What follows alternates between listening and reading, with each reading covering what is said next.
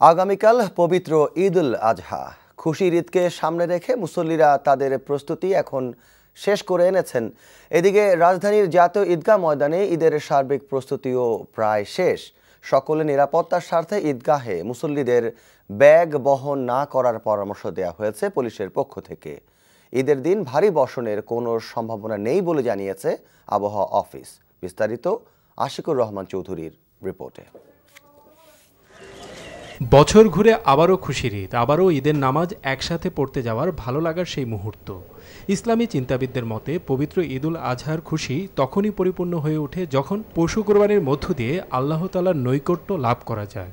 আমি কোরবানি কি পশু জবাই করলাম সেটা ধর্তব্য না, সবচেয়ে বড় যে বিষয়টা সেটা হলো আমি আল্লাহ তাআলার এই কোরবানির মাধ্যমে কতটুকু নৈকট্য হাসিল করতে পারলাম, এটা হলো মূল বিষয়টা। রাষ্ট্রপতি সহ গুরুত্বপূর্ণ ব্যক্তিরা বরাবরের মতোই সাধারণ মানুষের সাথে ঈদের নামাজ আদায় করবেন জাতীয় ঈদগাহে। তাই পুলিশের পক্ষ থেকে শেষ মুহূর্তের এমন নজরদারি। বলা হলো সাম্প্রতিক জঙ্গি হামলার ঘটনার প্রেক্ষিতে তারা নিরাপত্তা নিশ্চিত করার জন্য সর্বোচ্চ ব্যবস্থা গ্রহণ করেছেন।